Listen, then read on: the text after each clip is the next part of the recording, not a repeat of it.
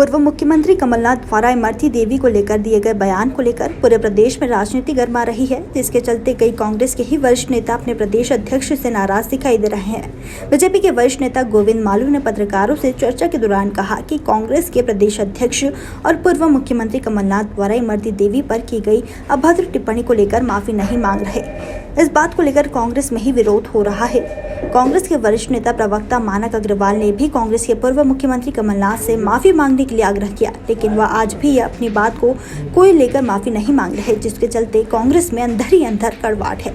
गोविंद मालू ने कहा कि मुझे लगता है कि आने वाले दिनों में महिला सम्मान के लिए जो लड़ाई है, जो जनता में पहुंच चुकी है, उस पर कांग्रेस के कार्यकर्ता विचलित हो रहे हैं। वहीं कमलनाथ जी अपने बयान पर माफी नहीं मांग रहे, जिसके चलते आने वाले समय में कांग्रेस के कई वरिष्ठ नेता भी कांग्रेस का दामन छोड़ देंगे।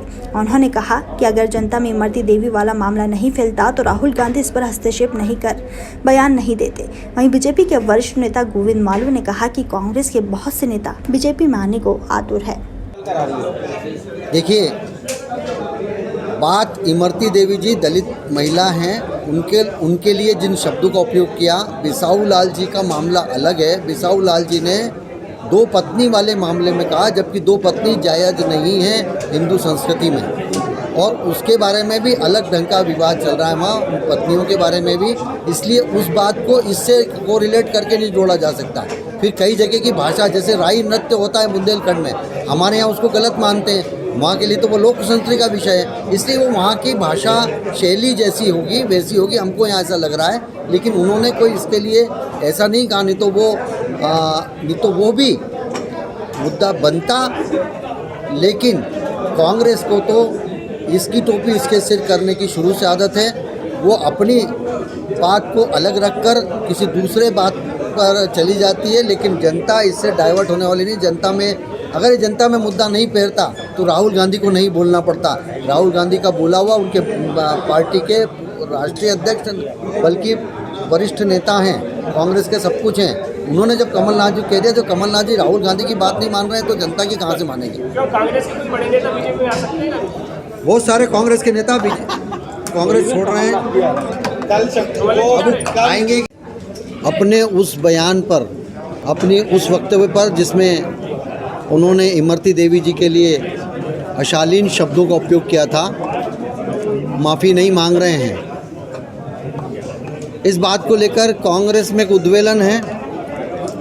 कांग्रेस के वरिष्ठ नेता पूर्व प्रवक्ता मानक अग्रवाल ने भी कमलनाथ जी से कहा कि वो माफ़ी मांगे, लेकिन वे आज भी अपनी उस गलती पर, अपने उस वक्तव्य पर माफ़ी नहीं मांग रहे हैं। इसको लेकर कांग्रेस में एक उद्वेलन है।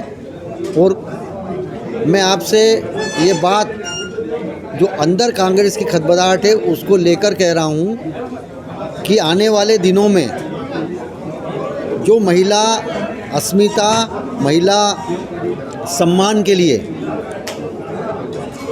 जो लड़ाई है, जो जनता में पहुंच चुकी है, उससे विचलित है कांग्रेस के कार्यकर्ता और कांग्रेस के नेता।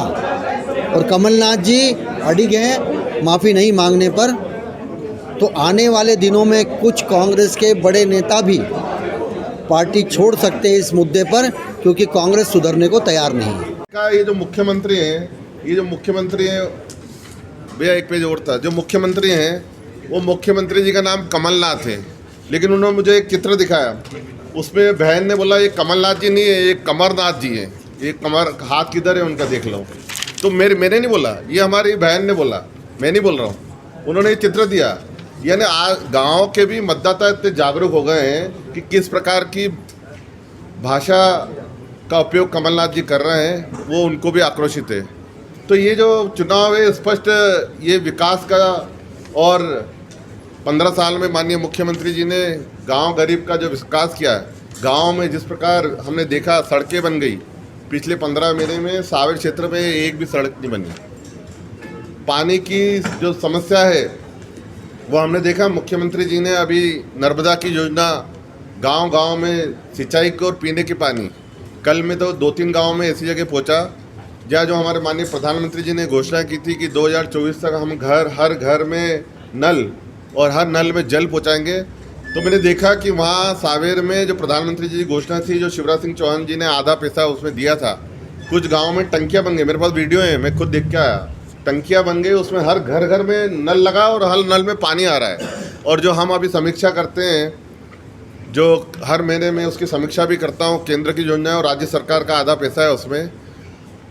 माननीय प्रधानमंत्री जी ने ये घोषणा की 2024 में पूरे देश में हर घर में नल, हर घर में जल देंगे, लेकिन शिवराज सिंह चौहान जी ने कहा था कि हम 2022 में पूरी कर देंगे। और मुझे बताते हुए खुशी है कि सावेर में 2021 में ही हर गांव के हर घर में नल भी रहेगा और जल भी रहेगा।